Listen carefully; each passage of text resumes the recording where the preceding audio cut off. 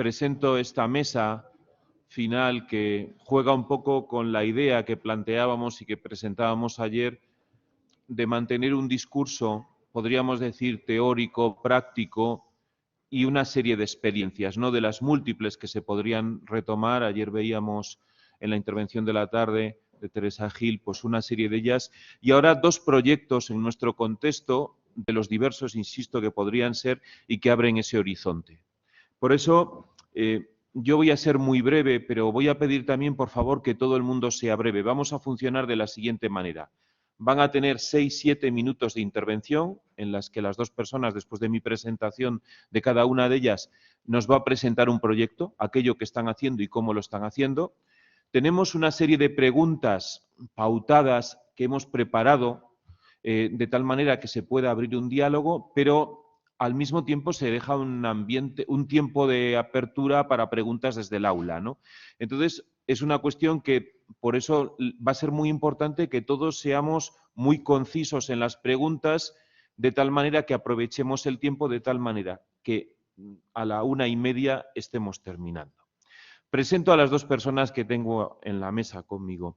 Por una parte, Carolina Blázquez Casado, religiosa agustina del Monasterio de la Conversión en Sotillo de Adrada, actualmente priora del monasterio, doctora en Teología Dogmática por esta universidad, donde ha sido también profesora de los años 2009 a 2016 y actualmente es profesora asociada a la Universidad Eclesiástica San Dámaso, donde imparte diversas asignaturas sobre temática litúrgica, ecuménica y de vida consagrada. Ha publicado diversos artículos sobre antropología teológica, ecumenismo, teología de la vida consagrada y liturgia. Y es autora de, pues sobre todo, del trabajo de su tesis doctoral y de la traducción de varios trabajos. Hemos presentado, de hecho, referencia a su monasterio de la Conversión en Sotillo de Adrada, ¿no? Ella me ponía, y cito las palabras porque unirán con lo que ella luego desarrolle: es una nueva realidad eclesial dentro de la rama contemplativa de la Orden de San Agustín, que nació hace más de 20 años y se caracteriza por, retomando aspectos de la espiritualidad mendicante y escuchando los signos de los tiempos, abrir una vía en la vida contemplativa femenina comprometida con el estudio, fuertemente litúrgica, abierta a la acogida y a la predicación. Y ahí me quedo de lo que ella me ha dicho, porque creo que puede ser mucho más rico hacerlo de otra manera. A mi izquierda tengo a Elena Hernández Martín, religiosa dominica de la Congregación Romana de Santo Domingo, licenciada en Filología Hispánica y en bachiller en Teología. Actualmente es profesora en Educación Secundaria, lo cual es loable por lo que combina en su actividad, secundaria y responsable del proyecto Interioridad del colegio donde trabaja. Coordina también el proyecto de su congregación llamado Más que Silencio, un proyecto para ahondar en el silencio y en el crecimiento personal. Un proyecto que, por otra parte, busca estar abierto a toda persona en búsqueda espiritual, que pueda encontrar en el silencio un medio para avanzar en su vida.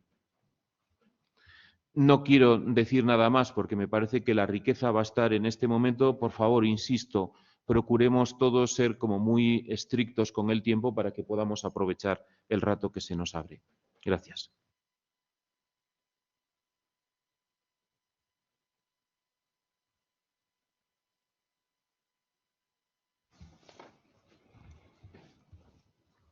Muchísimas gracias por esta oportunidad. ¿Se ve bien? Sí. Bien. Aquí donde yo he estudiado, con mis profesores, poder compartir esta experiencia de vida. Os voy a hablar de lo que queremos vivir. Como decía Agustín, rezad para que lo vivamos. El Monasterio de la Conversión es una comunidad femenina contemplativa de la Orden de San Agustín, que bebe de la larga y rica tradición teológica y espiritual agustiniana, que parte de San Agustín y ha alumbrado diversas formas y modalidades a lo largo de su historia. En este sentido, es para nosotras clave la raíz mendicante, como modelo de vida contemplativa que se caracterizó por la apertura a una dimensión pastoral y evangelizadora. Esto supone el equilibrio entre la conservación de los elementos tradicionales de la vida contemplativa como será la dimensión litúrgica y coral, y un compromiso con el estudio y la formación de sus miembros, compaginado todo esto con una cercanía y atención a las necesidades de la sociedad de cada momento. Se fundamentan aquí los rasgos diferenciadores de nuestra comunidad. La preocupación por una actualización de la vida religiosa acorde con las necesidades del mundo de hoy, de los signos de los tiempos. Junto a las hermanas se ha constituido también una comunidad laical que comparte, compuesto por familias, por jóvenes, que comparten con nosotras la búsqueda de Dios desde la espiritualidad y el camino agustiniano. La comunidad ha sido fundada en el año 2000. Actualmente vimos en Sotillo de la Adrada 30 hermanas y a lo largo de estos años además se ha constituido una federación de monasterios agustinos, la Federación de la Conversión de San Agustín, que estamos vinculados por el mismo estilo de vida. En Roma, en Italia, en Estados Unidos, en Chicago, esta es una comunidad iniciándose, y en Lima, que está aquí la hermana responsable de esa comunidad, que es quien me acompaña. Por último, para finalizar la presentación del monasterio, tengo que hablar también de nuestra presencia en el Camino de Santiago, en Carrión de los Condes, Palencia. Allí tenemos una experiencia de nueva evangelización a través de la acogida de peregrinos. Desde marzo hasta octubre, una pequeña fraternidad de hermanas, acompañadas por grupos de voluntarios, viven de forma temporal en Carrión, realizando esta misión de nueva evangelización, de primera evangelización. Como monasterio, como comunidad de vida contemplativa, la oración es uno de nuestros pilares en la vida cotidiana. No solo para las hermanas, sino también para los huéspedes que vienen a la hospedería del monasterio, que son muchos, en grupo y personalmente. Hemos desarrollado un itinerario de aprendizaje y entrada progresiva en esta experiencia orante, una vía mistagógica, partiendo de 3 pasos que yo voy a describir: de un cuidado de la dimensión simbólico-creacional, el contacto con la escritura y la experiencia litúrgica.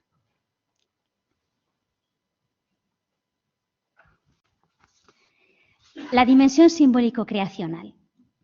El cuidado de los símbolos creacionales por el mismo enclave donde se encuentra el monasterio y de la belleza va a ser clave en este proceso mistagógico.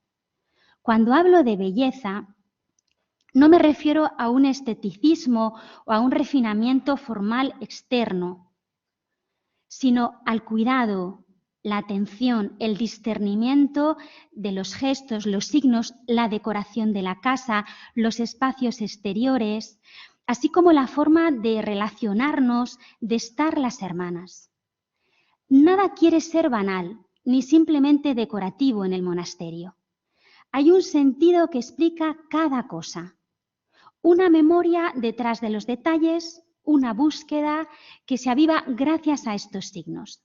Todo habla, todo tiene una palabra, cada espacio tiene un nombre, esto es literal. La casa de huéspedes se llama oikos, porque esto es el lugar de la acogida, del encuentro. Luego hay una pequeña casa más separada, la casa de San Andrés, que hace memoria de la primera casa donde vivieron las hermanas. Por ejemplo, en una zona exterior hay una gran cruz de enebro que llamamos Mambré porque representa, puesto que tiene al lado una encina, este lugar primero donde Abraham se encontró con la visita de Dios. El lugar de los talleres de trabajo manual es Nazaret. La iglesia es la reconciliación. Incluso en una gran roca que hay cerca de una higuera está escrito «Mañana, mañana», en memoria de la conversión de San Agustín. Todo apunta hacia otra presencia. El símbolo es siempre trinitario. Abre a una relación. A través del símbolo, lo que nos rodea nos hace salir de nosotros mismos porque ellos nos interrogan. Y a través del símbolo descubrimos un espacio interior donde, por la guarda del corazón, por la interrogación de las propias cosas, ¿qué significa esto?, ¿no?, entramos en la actitud marial. Su madre conservaba cuidadosamente todas las cosas en su corazón. A través del símbolo se inicia una búsqueda del otro.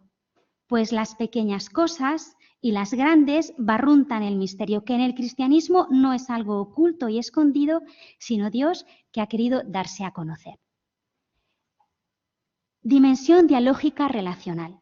El verbo de Dios se hizo carne y desde entonces la carne, el símbolo, ¿no?, emite una palabra que invita al diálogo. De la dimensión simbólica pasamos a la dialógica. El contacto constante con la escritura nos introduce en un diálogo donde todo lo humano está ante Dios y se actualiza la historia de la salvación en la historia personal de cada uno. Los Salmos y el Nuevo Testamento, especialmente los Evangelios, son los pasos de la Escritura visitados diariamente por las hermanas. Practicamos la lección divina cada mañana durante 1 hora y a través de ella enseñamos a otros a orar. Es muy sencillo, todos lo sabéis.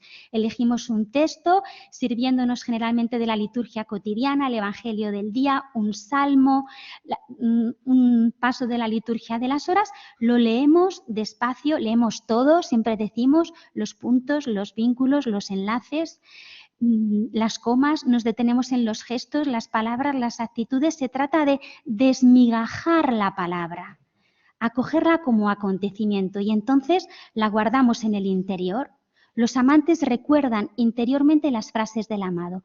Proponemos siempre elegir una frase, un gesto y custodiarla interiormente. Una y otra vez pronunciar esta palabra. Es muy importante la repetición porque la palabra está viva, actúa y como una semilla se abre y da fruto. Cataliza el pensamiento, nos lleva a la presencia del que habla. Dimensión mística. Tercer paso, la experiencia litúrgica. En ella, el símbolo y la belleza toman rostro. La escritura se hace gesto, acción. Es la cima de todo este itinerario de búsqueda y encuentro entre Dios y el hombre.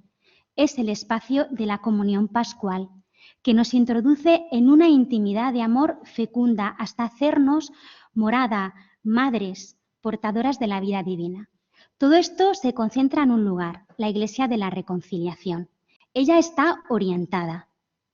Su puerta de entrada occidental anuncia el misterio que detrás de ella nos espera.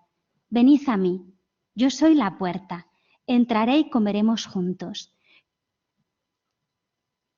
Al dejar detrás el ocaso, signo de la muerte, toda tu persona, la persona de las hermanas, el corazón, pero también los que vienen, quedan dirigidos hacia la luz, hacia el oriente. Incluso con el cuerpo suspiramos. Ven, ven, Señor Jesús. Toda la existencia se ordena hacia el ábside, hacia la vidriera de oriente, donde el icono de Cristo resucitado nos da una respuesta de esperanza a todos los gritos de súplica. Dios mío, ven en mi auxilio, que engloba toda la oración humana.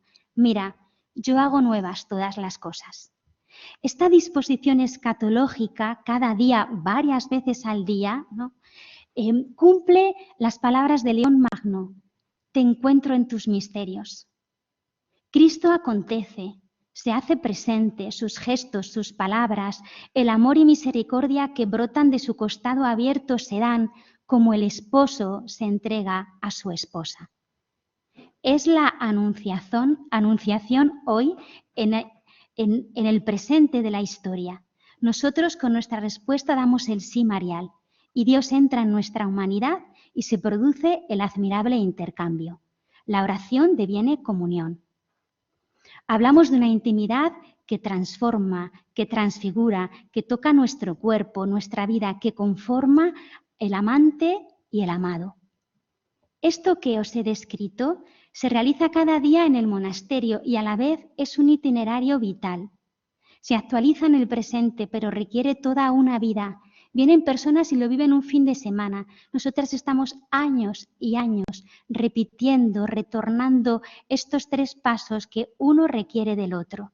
Es una gestación que se realiza en el silencio, en el tiempo paciente, creciendo, desarrollándose, hasta ser introducidas en la liturgia de la vida, donde cada uno, cada una puede decir, no soy yo, es Cristo quien vive en mí. Así vivimos la oración, así la ofrecemos. Así vivimos de la oración.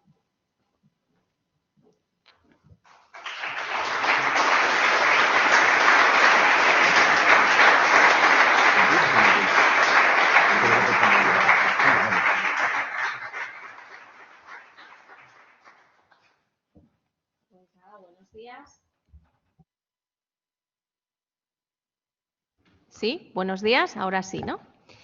Bueno, pues gracias también por invitarme a este foro. Y bueno, os presento nuestro proyecto, que se llama Más que Silencio, como podéis ver, aunque el nombre es Centro Abierto de Silencio y Encuentro. Más que Silencio es como la marca, ¿no?, que hemos buscado para promocionarlo, ¿no? Comenzamos a gestarlo en febrero del 2009 a raíz de una reflexión en un capítulo de nuestra congregación dentro de la entidad de España y nace como respuesta misionera a la necesidad de búsqueda espiritual y de sentido que percibíamos en nuestros contextos. Percibíamos esa necesidad, ese ansia, aunque es verdad que hemos dicho en estas jornadas, vivimos en un mundo ausente de Dios o una sociedad sin Dios. Pero sí que es cierto, también percibíamos que no deja de haber personas que buscan a Dios y que lo hacen. Quizá no de la manera a la que estamos acostumbrados o nombrando al Dios al que nosotros nombramos, ¿no?, o de la misma forma, pero sí que intuíamos que hay una cierta búsqueda, quizá por determinadas causas, no quiere decir que sean las mismas, ¿no? Pero, y también, por una cosa que también se ha dicho antes, ¿no?, desde una mirada antropológica somos seres espirituales, no podemos renunciar a nuestra esencia, a lo que somos oración, ¿no?, se decía antes, ¿no?, somos seres espirituales y si no, de alguna manera no respondemos a esa dimensión, nos morimos como humanos, ¿no? También, además de esa sed, ¿no?, y de que percibíamos, creo que muchos analistas, teólogos y otros, ¿no?, están diciendo que estamos en un cambio de paradigma. Estamos en un cambio de paradigma en el que todo se reconfigura y todo se vuelve a decir de otra forma. Y también lo divino. Nuestra relación con lo divino creo que se está transformando y creo que está cambiando. De esto podríamos hablar todo un congreso, ¿no?, sobre esto.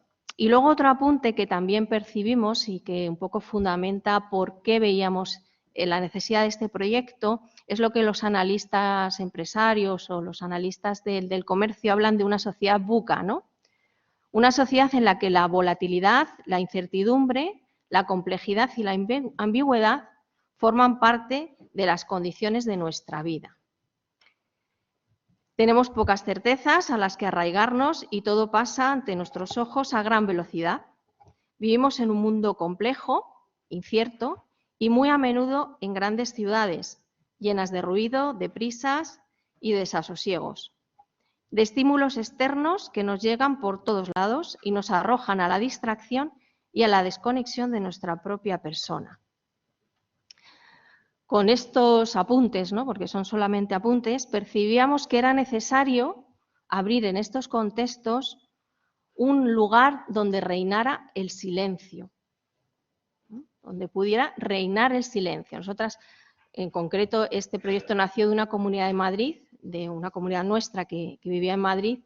Es una ciudad grande y si habéis vivido allí, pues lo podéis saber. Bueno, ¿para qué? ¿Cuál es su objetivo? ¿Cuál es el objetivo de este proyecto? Bueno, es un proyecto que quiere ser como un pequeño convento, por decirlo así, un pequeño monasterio en mitad de una gran ciudad. Y quiere contribuir al crecimiento de las personas que quieran profundizar y responder a sus necesidades de desarrollo personal y o espiritual y de encuentro con Dios, con la trascendencia y con los demás. Y quiere ser eso, una pequeña propuesta de acompañar a las personas a transitar por el silencio y reconocerse como lo que siempre han sido, como que no se olviden de eso que somos, hijos e hijas amadas de Dios, nombradas por el innombrable, asidas por el amor.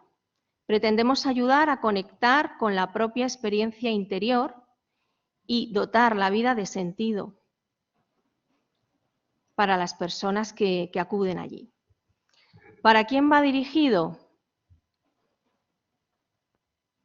Quizá pues la particularidad, ¿no?, de este proyecto es que es un proyecto al que puede asistir toda persona. Da igual de qué tradición vengas o si no tienes ninguna tradición religiosa a la que tú te adscribes o no reconoces. A lo mejor sí, pero a lo mejor no. Puede entrar todo tipo de gente. Es un lugar plural y diverso que ofrece silencio, escucha, para seguir viviendo nuestra cotidianidad desde dentro, unificados y sostenidos por Dios. Dentro ya de cada persona, ¿no?, pues que viene, hay gente que viene con un horizonte creyente muy claro y otras personas que no. El camino lo van haciendo, cada una lo va haciendo desde donde está. El perfil, luego hablaremos un poquito del perfil de las personas que están llegando, pero no hace falta ser iniciado, ¿no? Es como un espacio de iniciación, ¿no? Podríamos decir, de iniciación al silencio, de iniciación a la escucha de sí mismo, de iniciación también, si quieres, a la fe. ¿Cómo lo hacemos? ¿Qué recursos utilizamos? Bueno, pues ante todo un espacio, pues una sala en mitad cerca de Plaza de España, está en la calle Princesa, está bastante bien ubicada, en un edificio de oficinas, y es un espacio que está abierto para que las personas puedan acudir a hacer silencio, ¿no? Hicimos el espacio y un equipo. Me parece que hay algunas fotos ahí más. Es una sala de 85 metros cuadrados, tampoco es mucho más, ¿eh? No tenemos grandes cosas, ¿no? Esa es la vista, ¿no?, la vista que se puede ver y el equipo de personas que lo formamos. Abrimos las tardes porque la mayoría de nosotros trabajamos en trabajos profesionales y somos voluntarios y abrimos el centro durante las tardes. De martes a viernes se abre el centro para que las personas puedan acudir a hacer silencio. Básicamente es hacer silencio. Para guiar, acompañar y orientar nos formamos y ofrecemos aspectos que son comunes a la sabiduría de tradiciones religiosas orientales, tanto orientales como occidentales. Y también desde los padres del desierto, ¿no? Sí que nos bebemos de esa fuente, ¿no? Acudimos sobre todo a la tradición cristiana porque es la nuestra y es la que más conocemos y la que podemos ofrecer con más naturalidad, pero también acudimos a maestros y místicos de otras tradiciones religiosas que pensamos que sí que nos pueden ofrecer un camino de oración o un camino de apertura a Dios. La mediación principal es el silencio, ya que creemos que todas las personas poseemos una riqueza interior inmensa y que el silencio nos permite adentrarnos allí donde las palabras no pueden abarcar nuestro secreto. En el silencio encontramos una puerta abierta al encuentro con nosotros mismos y con lo trascendente, con el misterio que no podemos comprender.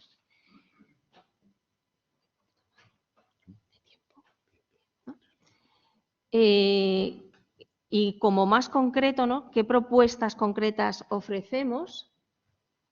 Tenemos ahí, bueno, ofrecemos unos espacios que llamamos de meditaciones guiadas, recorrer el silencio, mindfulness cristiano y otras meditaciones que llamamos meditaciones en movimiento, que tienen que ver con propuestas, cogemos ahí la sabiduría oriental, pero no catequizamos sobre eso, ¿no? Como Kyocho, Qigong, yoga o danza contemplativa.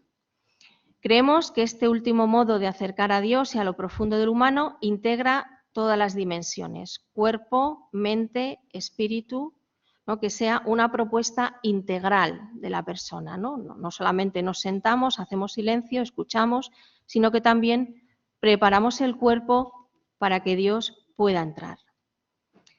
De todas estas propuestas, el protagonista es la persona que va haciendo su camino. Se requiere silencio, se requiere escucha.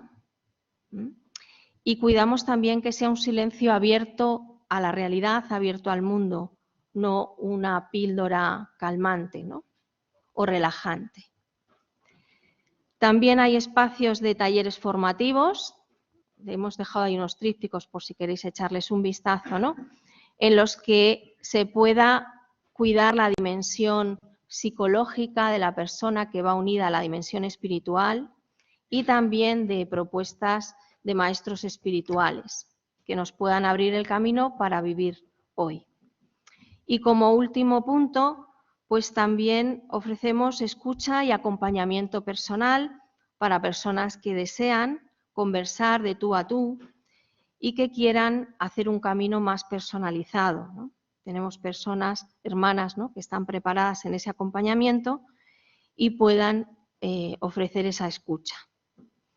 El proyecto pues está animado por una parte de las hermanas de la congregación y también un grupo de laicos que apoyan el proyecto y que han experimentado el silencio y su poder transformador y que ofrecen voluntariamente su servicio ante eso. Fundamentalmente es un proyecto de voluntariado.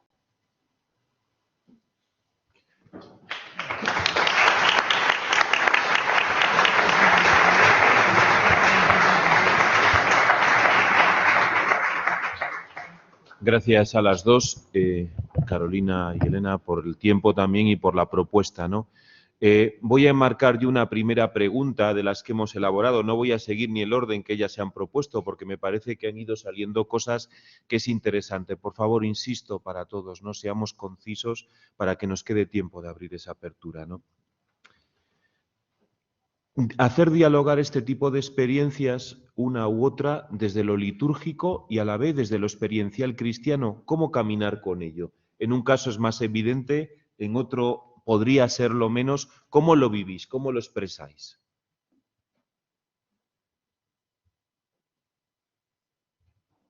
Bueno, quizá para nosotros, charlado aquí también varias veces ayer, es fundamental todos estos umbrales, preparaciones interior, todo este ejercicio, ¿no?, del cuidado del hombre interior, de la interioridad, para poder acceder, como preparar el espacio de dentro, así nosotros lo concebimos, poder acceder a la experiencia orante o litúrgica, que sería como, no sé si un paso más o menos, pero otra dimensión, vamos a llamar. No quiero decir más como superior, sino me parece que para nosotros todo lo que es el silencio, la atención, la escucha, el trabajo del mundo interior, acallar, la palabrería, forma parte de los elementos de preparación, los umbrales para entrar en la experiencia litúrgica orante. ¿Tú, Elena? Bueno, nosotros cuidamos mucho también la acogida a las personas que llegan. Siempre hay personas acogiendo, saludando, hasta donde la persona quiere llegar. O sea, sí que es el espacio, queremos eso, que sea como un lugar, un umbral, para que la gente, las personas en el silencio se puedan preguntar. En las grandes ciudades corremos, recibimos informaciones cada 2 segundos. O sea, tener un lugar donde poder acallar, donde poder escuchar y con un clima, con una acogida, con una pedagogía también, porque al principio nuestra propuesta era como muy heavy, ¿no? Decíamos, pues solamente silencio. Abrimos la puerta, acogemos a la persona, saludamos y silencio. Nos dimos cuenta que la gente se perdía. Y empezamos a elaborar guías y metodologías y pedagogías para que la persona pudiera hacer un silencio de calidad y no un silencio solo ausente o que te quedas en tus propios pensamientos y no sales del ego y de las vueltas, ¿no? Y bueno, básicamente, podría decir más cosas, pero acogidas, silencios como el maestro más importante, ¿no? Y el espacio abierto. Si lo planteamos en una sociedad líquida, ¿no?, como la que estamos, es un espacio de entrar y salir, ¿eh? O sea, la gente puede entrar, puede salir, puede permanecer media hora, se puede ir. Normalmente la gente permanece y ya se va quedando en un grupo. Pero el centro está pensado también para entrar y salir, para posibilitar la entrada y la salida de gente. Otra pregunta y ir pensando si queréis ya intervenir. Era la última pregunta que habéis preparado entre las dos, la del balance. ¿Qué balance hacéis de estos años? Pero yo diría más. ¿Qué balance también visto desde la realidad después de una pandemia que nos ha desubicado tanto? A ver, balance. O sea, lo que percibimos es que la gente llega con ganas de parar, con ganas de calma, con ganas de encontrarse a sí mismos y de encontrarse en profundidad. No solamente vienen a, como se diría, a hacer yoga, ¿no? No es un sitio para hacer ejercicio, ¿no? Con ganas de entrar dentro. Nos vamos encontrando gente con muchos problemas psicológicos también, ¿no? Pero que se va derivando, o sea, no es un sitio para hacer terapia, ¿no? Pero viene gente tocadita, tocada del estrés, de la ansiedad, del ritmo de vida. Nos encontramos ese tipo de personas también, intentamos derivarlas o encauzarlas. Y luego sí que vemos una necesidad. De hecho, como dato, desde que empezamos nosotras en Madrid han surgido 5 centros más o menos con características similares al nuestro. O sea que si están abiertos es porque hay algún tipo de necesidad o de búsqueda y que da pie, ¿no? Y que da lugar a eso, ¿no? Y luego pues también la vuelta ha sido como un retorno después de la pandemia con muchas ganas de encontrarse las personas, aunque solo es solo hacer silencio, pero se hace silencio con otras personas, sientes el contacto humano. Sí que hay muchas personas que nos lo dicen. Estoy cansado de lo virtual, necesito un espacio para poder hacer oración o hacer silencio con otras personas, no solamente en mi casa, sino un lugar de encuentro también. Lugares de encuentro acogedores y que rehagan a la persona. Sí, coincido en muchos aspectos con Elena. Nuestro balance es que hay una gran demanda, ¿no? O sea, la casa y la hospedería está llena, tampoco es enorme, ¿no? Y a lo mejor todo hay que ajustarlo a las medidas, pero bueno, lo que nosotras vivimos, ¿no? Hay mucha necesidad después del COVID más, porque la gente es como paradójico, pero necesita salir para poder entrar en una experiencia de interioridad. Entonces necesitan salir de sus espacios cotidianos y venir al monasterio ofrece esa posibilidad de distancia para encuentro también pues, en un entorno, por eso el enclave es tan importante, siempre en la experiencia monástica es importante la dimensión creacional y desde ahí hacer esta experiencia de interioridad. Nuestra experiencia también es que es significativa la necesidad de los jóvenes, ¿no? Y también de las personas heridas. Cada vez vienen más personas en situaciones de desajuste social, de vulnerabilidad, que requieren de un espacio cuidado.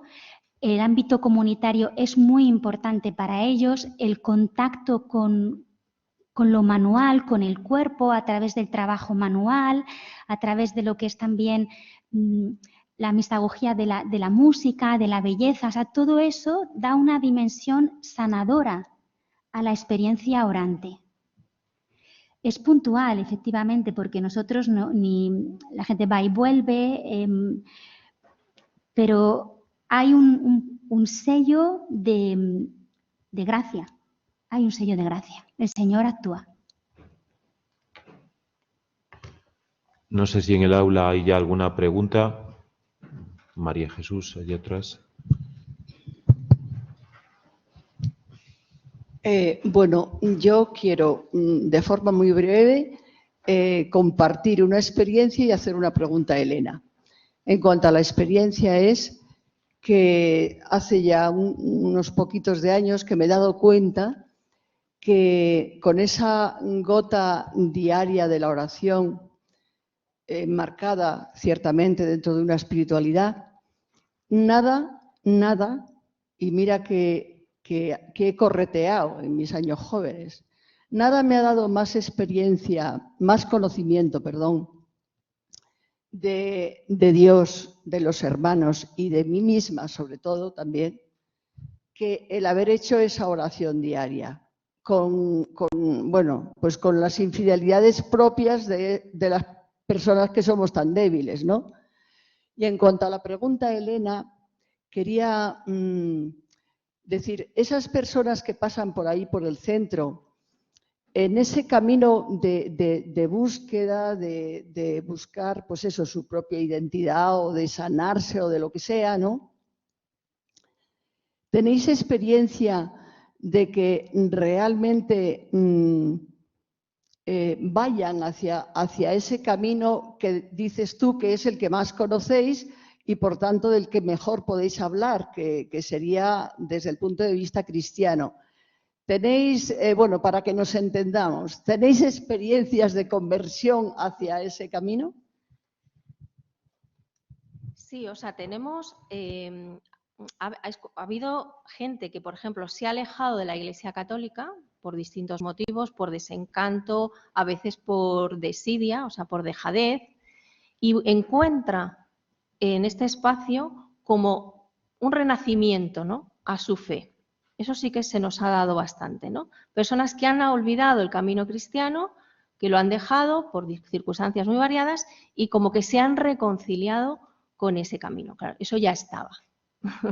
Eso ya estaba.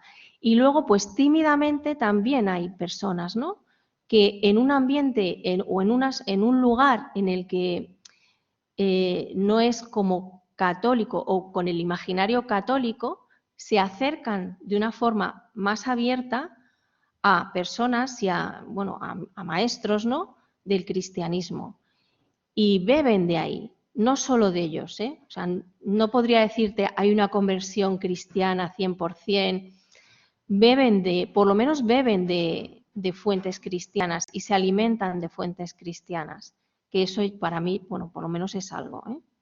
No te podría decir así conversiones, no. Estamos en un aula que fue el general de teología del Colegio de la Compañía, ¿no? Y por eso una pregunta que el otro día os ofrecía, ¿no?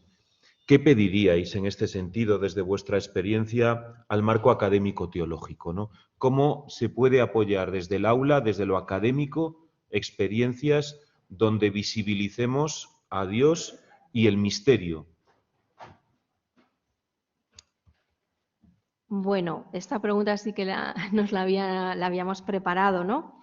Yo creo que hay que seguir trabajando, o sea, yo creo que se está trabajando mucho, los centros de teología trabajan, investigan, estudian, publican y yo creo que hay que seguir, o sea, hay que seguir trabajando, o sea, esto no es una varita mágica que de repente se abre, ¿no? Y sobre todo en este momento de cambio.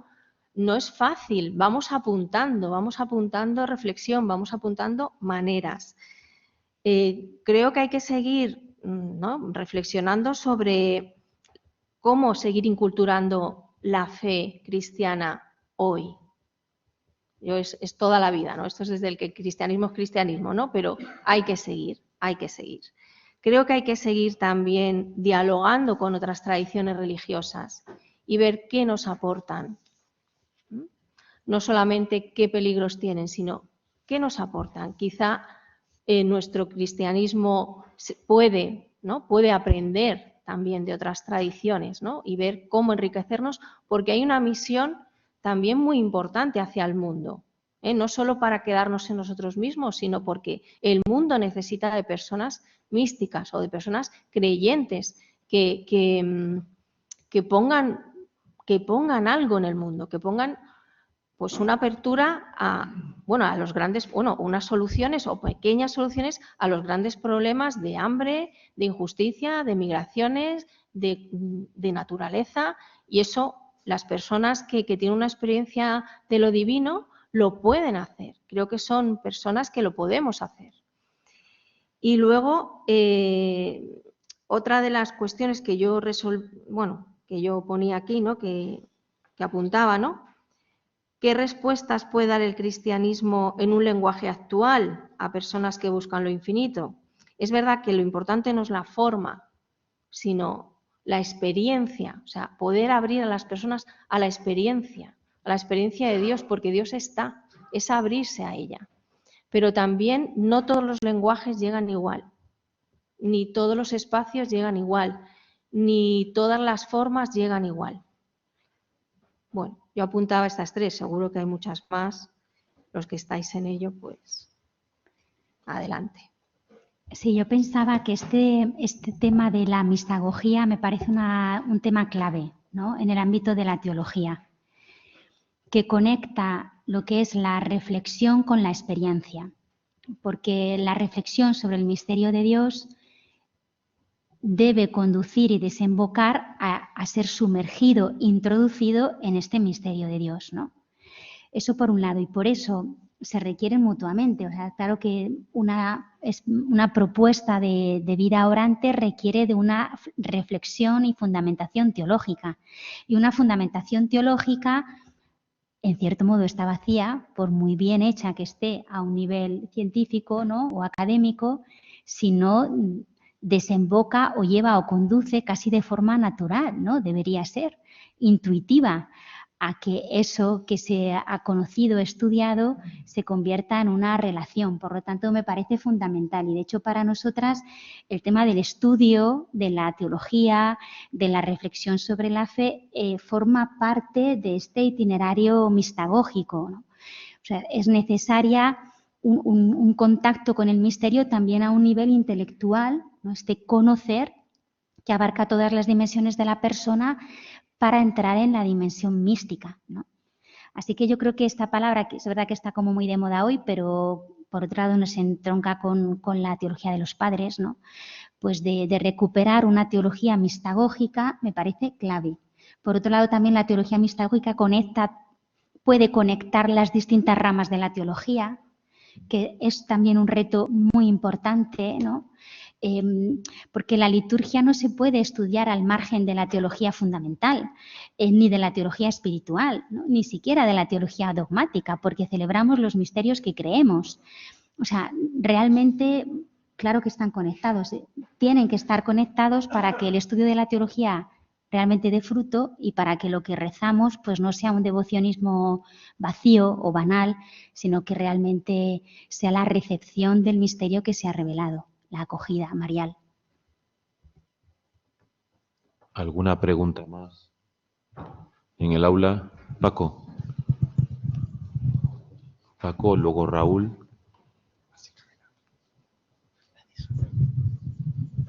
Bien, a mí me gustaría unir las experiencias vuestras a la tradición, porque me parece que aparecen una especie de nueva forma de un elemento que es característico, en concreto en la Iglesia Católica y en la Iglesia Ortodoxa, y es tener las iglesias abiertas, como un espacio donde la gente puede ir y sentarse y estar. En el catolicismo, en la ortodoxia creo que es igual, pero en el catolicismo esto ha sido siempre muy importante, porque en ese espacio, como tú decías, no es solo que yo estoy solo con mi silencio, sino que en la experiencia católica estoy en un espacio de soledad y por tanto de encuentro conmigo mismo, de silencio, que es en el que me sea acompañado. Que esto es la referencia al sagrario, sea como sea. La cuestión es, ¿qué nos ha pasado? Y por tanto, la necesidad de estos espacios, como tú decías, son menos confesionales y que ofrecen un elemento que es tradicional absolutamente. Si no estás contigo no puedes hacer nada. Si no estás contigo no te puedes abrir a Dios. Esto debería hacernos pensar, y esta es la que yo creo que va. Estas experiencias, en especial, más porque la otra es más continua, ¿no? Esta rompe más la forma.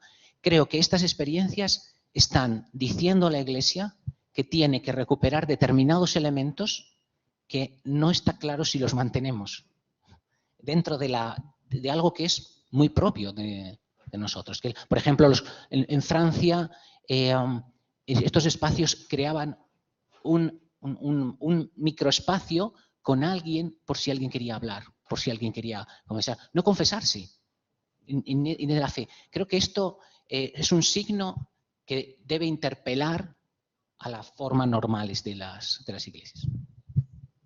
Sí, no, de hecho, uno de los lemas nuestros es siempre hay 2, 3 voluntarios allí rezando o haciendo silencio, aunque no vaya nadie, pero siempre está abierto. A veces te preguntan, oye, ¿me tengo que inscribir? No, el espacio está abierto, solo tienes que ir.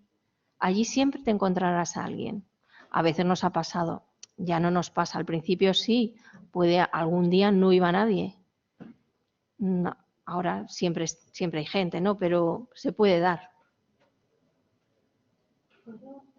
Me gustaría, a raíz de lo que ha dicho Paco, de compartir 2 experiencias que creo que existen hoy, significativas, que son las comunidades monásticas de Jerusalén, que no están presentes en España, pero sí en otros países de Europa, que justamente ellos se llaman así, monjes en la ciudad, conecto con muchas cosas de las que tú has dicho, y que su evangelización es abrir las significativas iglesias en las grandes ciudades turísticas del centro de Europa y estar allí, primero, orando, y así la gente que entra como a hacer la foto, a ver la iglesia, se para y se sienta un rato y luego celebrar su propia liturgia, que es de una belleza maravillosa.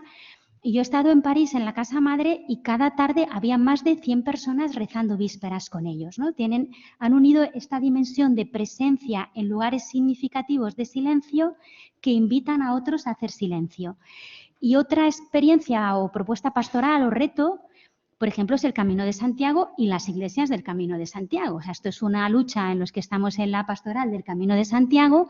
¿Por qué? Porque comprendemos que las iglesias abiertas a lo largo del camino ofrecerían, porque ya el caminante está haciendo esta experiencia de silenciamiento a lo largo de las horas que pasa en el camino, cuando encuentra la iglesia y entra, se une esa experiencia de soledad y de silencio con el espacio sagrado. Y es un lugar donde deberíamos trabajar en la Iglesia española.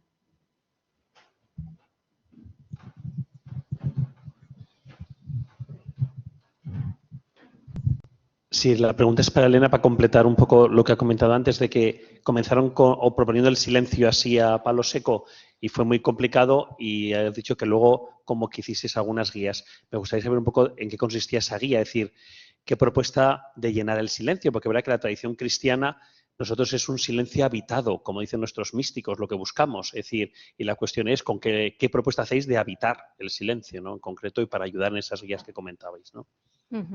Pues mira, nos empezamos a leer a los padres del desierto, la oración centrante. Bueno, y lo que sí que trabajamos en un primer momento es una conciencia corporal, preparar un poquito la mente y el cuerpo para serenarlo, para abrirse, y luego con preguntas, con pequeñas sugerencias, que la persona vaya abriendo y nombrando. Cómo manejar también, por ejemplo, en esa guía sí que proponemos que cuando tú te sientas ocurren cosas. Cuando te quedas en silencio empieza a ocurrir muchas cosas dentro.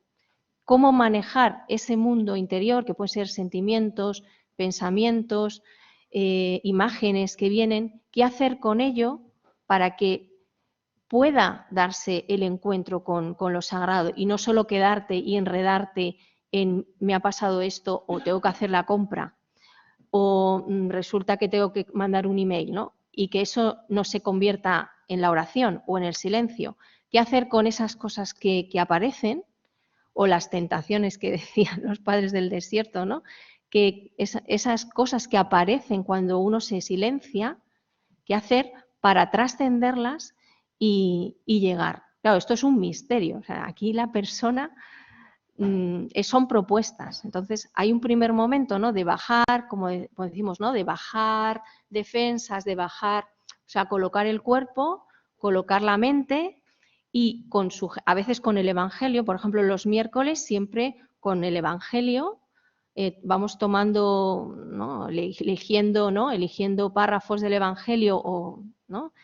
que puedan sugerir, que la persona pueda entrar. Siempre, o sea, siempre hay un nombrar, siempre lo hacemos, a lo mejor no con la palabra Dios, con la palabra trascendencia, con la palabra misterio. Son pequeñas sugerencias que se van dando en ese itinerario. Y a veces desde mi propia experiencia, yo como persona creyente lo comparto. Luego ya habrá de todo, habrá personas que sí, habrá personas que no, pero yo comparto mi vivencia y mi presencia ante Dios. Y como un testigo, ¿no? Yo, por ejemplo, yo llevo la sesión de Qigong, ¿no? Qigong y danza. Yo voy nombrando mi experiencia y voy nombrando a Dios. Ahí a cada cual que se quede con lo que le ayuda, ¿no? O dentro de su silencio, si quiere hacer hueco o no quiere hacer hueco. Nos quedan exactamente 4 minutos. Hay una cuestión por si surge. Javi. Es una pregunta muy breve. ¿Cuál es el papel o qué papel puede jugar hoy la música en la oración en este mundo sin Dios? Es decir, ¿qué puede aportar la música? No solo la música religiosa, sino también cómo ayudar a descubrir a Dios en la música que se crea hoy, con lo singular que es precisamente ese lenguaje hoy en día en tema de jóvenes, tanto religioso como no religioso. Muchas gracias. Bueno, para nosotras es fundamental, porque si la palabra actúa, la música es esta palabra, ¿no? Envuelta en la belleza, ¿no? Se une todas estas 3 dimensiones que yo he descrito. Entonces, al final como que la palabra de Dios y la palabra del hombre se encuentran en la danza, en la música, ¿no? Es la expresión más sublime. Es muy importante para nosotras. Eso significa mucho esfuerzo de preparación, porque claro, la música requiere una estética, si no te mueres, ¿no?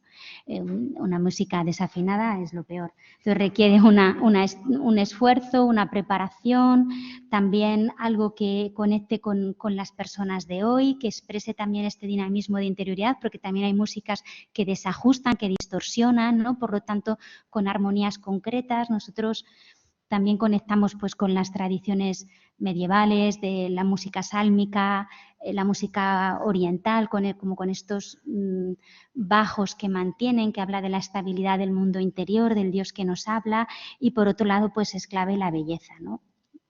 Entonces sí, y luego pues yo creo que todo lo que he dicho, ya voy a terminar para que Elena pueda decir algo porque será muy interesante por el silencio, todo requiere una adaptación a las edades y a los grupos.